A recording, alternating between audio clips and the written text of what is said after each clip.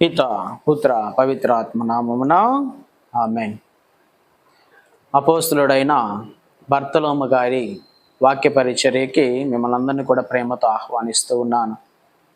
యోహాను శుభవార్త 1వ అధ్యాయము 47వ వచనము. నతానియేలు తన యొద్దకు వచ్చుటను చూచి అతనిని గూర్చి యేసు, ఇదిగో కపటం లేని నిజమైన ఇజ్రాయేలుడు అని చెప్పెను. మీరు నన్ను ఎట్లు ఎరుగుదురు అని నతానియేలు అడుగగా, యేసు, ఫిలిప్పు నిన్ను పిలువక పూర్వమే నీవు అంజూరపు చెట్టు క్రింద ఉండుటను నేను చూచితిని అని సమాధానమిచ్చెను. బోధకుడా, నీవు దేవుని కుమారుడవు, ఇజ్రాయేలు రాజువు అని నతానియేలు పలికెను. క్రీస్తునాథుని యందు ప్రియ సహోదరి సహోదరులారా, దేవుని బిడ్డలారా, ఆగస్టు నెల 24వ తేదీ యావత్ శ్రీ సభ యేసు ప్రభుని వెంబడించిన 12 మంది శిష్యులలో ఒకడైనటువంటి బర్తలోమయ గారి పండుగను కొనియాడుతూ ఉన్నది. ఈ బర్తలోమయ గారినే మరొక పేరుతో నతానియేలు లేదా తన యొక్క ఇంటి పేరు నతానియేలుగా ఉండవచ్చు అని మనకి చరిత్ర తెలియచేస్తూ ఉన్నది. ఆ నతానియేలు గారిని ఈరోజు మనం వాక్యం ద్వారా వింటూ ఉన్నాం. స్వయంగా క్రీస్తు ప్రభుని ముఖాముఖి దర్శించినటువంటి వ్యక్తి. ఈ నతానియేలు గారిని చూసిన వెంటనే క్రీస్తు ప్రభు పలికినటువంటి మాట, ఏ కపటము లేని ఇజ్రాయేలీయుడు అనేటువంటి వచనాలు పలుకుతూ ఉన్నాడు. ఈ ఇజ్రాయేలు ప్రజల యొక్క ఇది లోకము యొక్క మెస్సయ్య కొరకు ఎదురు చూస్తున్నటువంటి భక్తులలో ఒక గొప్ప భక్తుడు ఈ నతానియేలు గారు. ఏ కపటము కూడా లేనటువంటి గొప్ప విశ్వాసము కలిగినటువంటి వ్యక్తి నతానియేలు గారు. కాబట్టి క్రీస్తు ప్రభు తనను చూసిన వెంటనే ఏ కపటము లేని ఇజ్రాయేలుడు అని చెప్పేసి తనను గురించి అందరి ముందు కూడా గొప్పగా మాట్లాడుతూ ఉన్నాడు. ప్రియ దేవుని బిడ్డలారా, ఇజ్రాయేలుడు అంటే దేవుని దర్శించువాడు అని అర్థము. ఏ కపటం లేదు కాబట్టి తాను స్వయంగా దేవుని దర్శిస్తూ ఉన్నాడు, క్రీస్తు ప్రభుని దర్శించాడు. ఎప్పుడైతే ఈ యొక్క వారి మధ్య సంభాషణ జరుగుతూ ఉన్నదో, ఈ సంభాషణలో నతానియేలు గారు కూడా క్రీస్తు ప్రభుని గురించి ఎలుగెత్తి పలుకుతూ ఉన్నాడు. ఏమని? బోధకుడా, నీవు దేవుని కుమారుడవు, ఇజ్రాయేలు రాజువు అని చెప్పేసి మొదటి సంభాషణలోనే క్రీస్తు ప్రభుని దేవుని కుమారుడిగా ప్రకటించినటువంటి గొప్ప అపోస్తలుడు బర్తలోమయ గారు. పేతురు గారు వీళ్ళందరూ కూడా కొన్ని సంవత్సరాలు ఆయన వెంబడించిన తర్వాత క్రీస్తు ప్రభుని దేవుని కుమారుడిగా వాళ్ళు చాటి చెప్పారు. మీరు నా గురించి ఏమనుకుంటూ ఉన్నారు అన్నటువంటి ప్రశ్న వచ్చినప్పుడు పేతురు గారు పలుకుతూ ఉంటారు, నువ్వు సజీవమైన దేవుని కుమారుడవు. కానీ ఇక్కడ బర్తలోమ గారి యొక్క జీవితాన్ని మనం చూసినట్లయితే మొట్టమొదటిగా ఫస్ట్ టైం యేసు ప్రభుని ఆయన చూశాడు.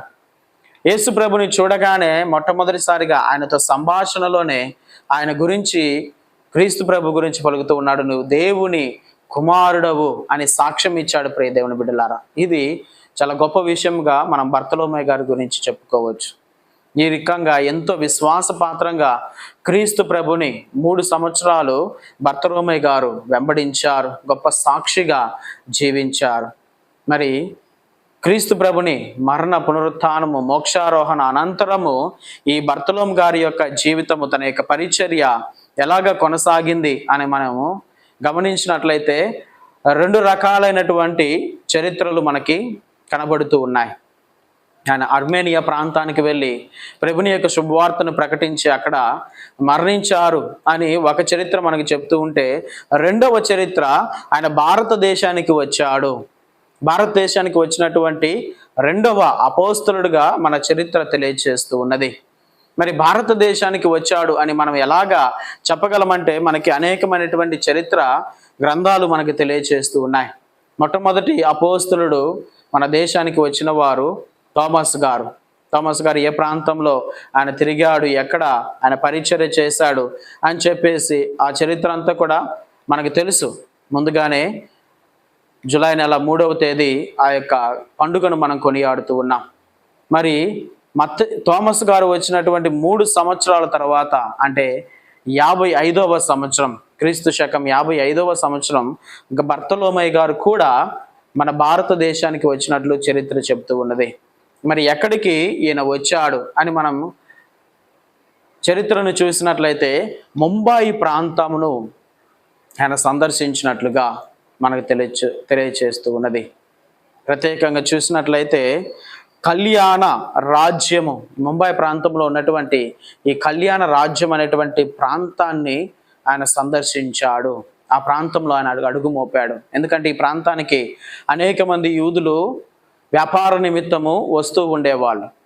కాబట్టి వారితో పాటుగా బర్తలోమై గారు కూడా ఈ ప్రాంతానికి వచ్చారు.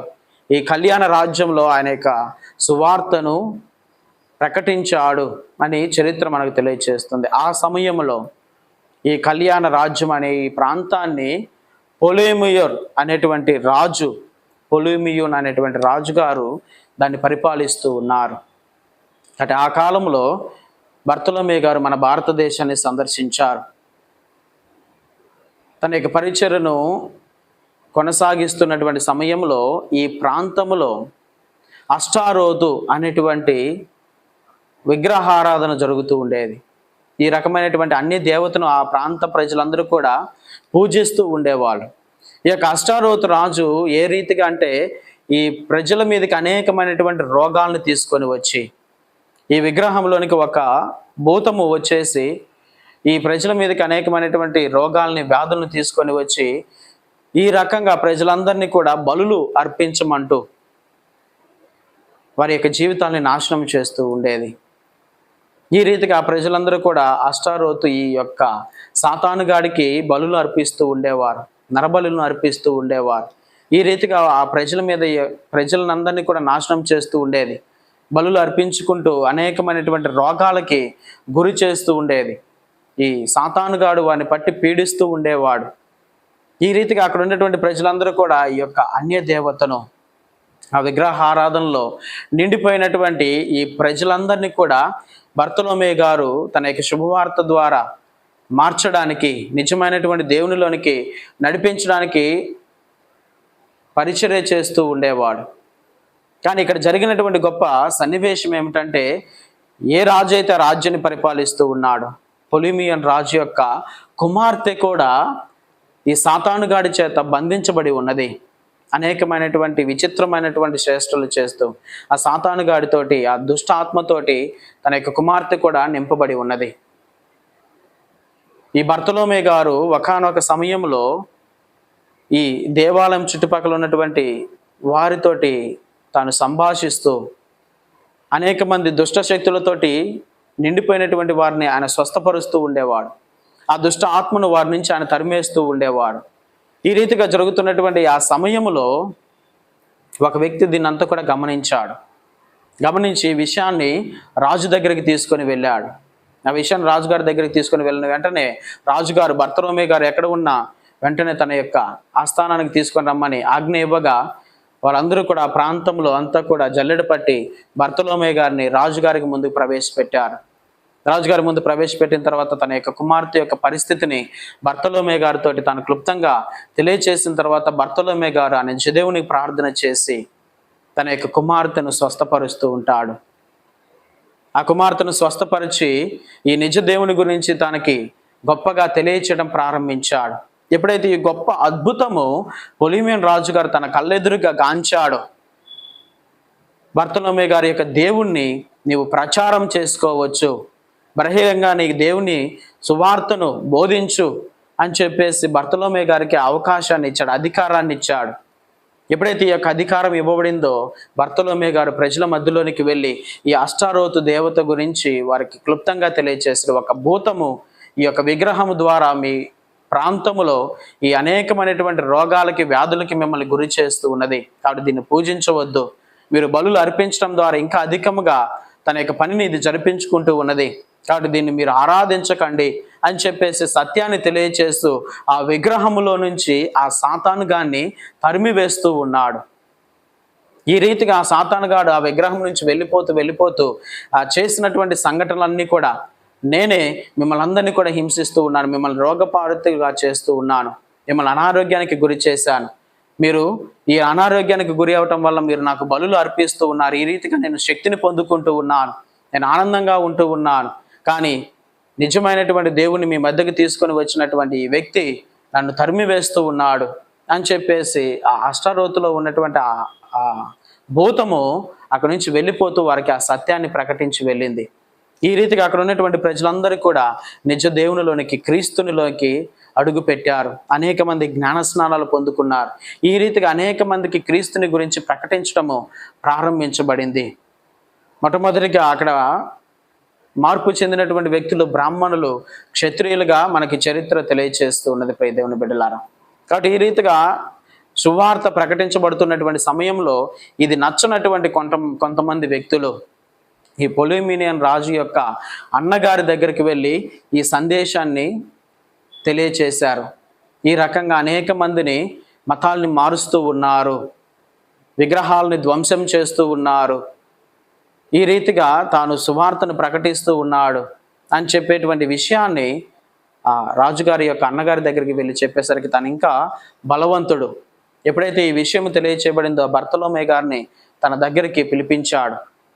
పిలిపించి నువ్వు చేస్తున్నది తప్పు అని చెప్పేసి, ఏ రీతిగా నువ్వు విగ్రహాన్ని పలగొడతావు, వీటన్నిటిని కూడా ఏ రీతిగా నువ్వు ధ్వంసం చేస్తున్నావు, మా దేవుళ్ళని ధ్వంసం చేయడానికి నువ్వు ఎవరవు, ఈ రీతిగా ప్రకటించడానికి ఎవరవు నువ్వు అని చెప్పేసి బర్తలోమే గారి మీద తన యొక్క కోపాన్ని పెంచుకొని, నువ్వు మా దేవుళ్ళు నాశనం చేసావు కాబట్టి నేను నిన్ను నాశనం చేస్తాను అన్నటువంటి మాటలతోటి తన మీదకి పెట్టరేగిపోయి బర్తలోమే గారిని తన యొక్క భటులకి అప్పగించి తనను చంపివేయండి అని చెప్పేసి ఈ రీతిగా తను మరణానికి గురి అవుతున్నట్లుగా మనం చూస్తూ ఉన్నాం.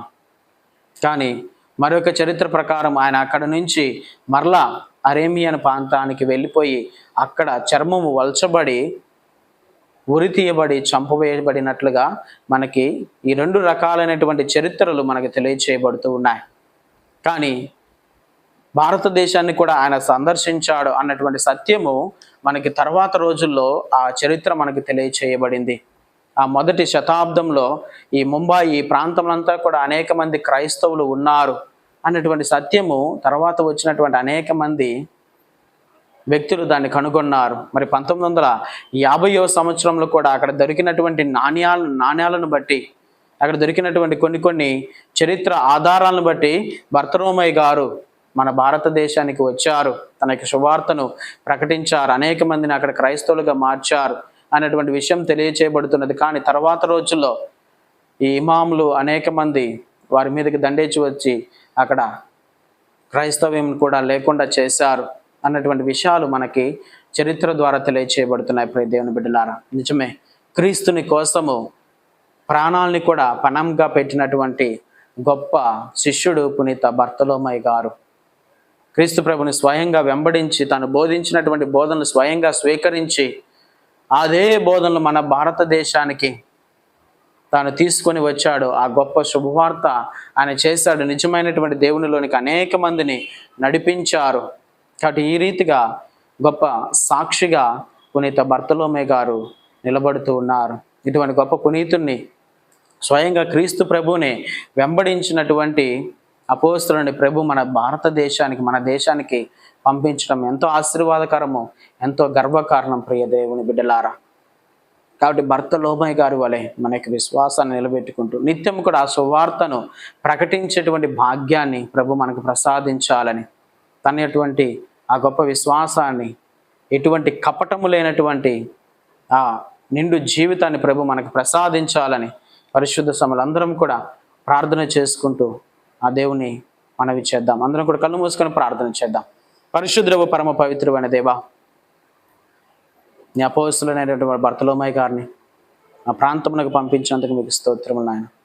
ఆయన విశ్వాసాన్ని ప్రభా స్వయంగా మా భారతదేశంలో నాటి ఉన్నారు, ప్రకటింప చేసుకుని ఉన్నారు. మీకు స్తోత్రములు. ఇదిగో ప్రభా, అటువంటి ఒక గొప్ప విశ్వాసాన్ని ప్రభు మాకును ప్రసాదించండి. ఇదిగో ప్రభా, ఏ కపటం లేనటువంటి నిజమైనటువంటి విశ్వాసిగా నేమును జీవించేటువంటి భాగ్యాన్ని దయచేయండి. ఇదిగో ప్రభా, నిత్యము నీకు సాక్షులుగా ఈ లోకంలో జీవిస్తూ నీ శుభవార్తను ఇంకా అధికంగా ప్రభా అనేకమైనటువంటి బిడ్డలకి తెలియచేసేటువంటి కృపను, భాగ్యాన్ని ప్రభు మా అందరికి కూడా ప్రసాదించమని, పునీత బర్తలోమయ్య గారు మా కోసం ప్రతినిత్యం కూడా ప్రభుని సన్నిధిలో ప్రార్థన చేయమని, ఈ మనవిని మా నాథుడైన యేసుక్రీస్తుని అతి శ్రేష్టమైన నామములో వేడుకొని ప్రార్థన చేస్తూ ఉన్నాము తండ్రి. ఆమేన్.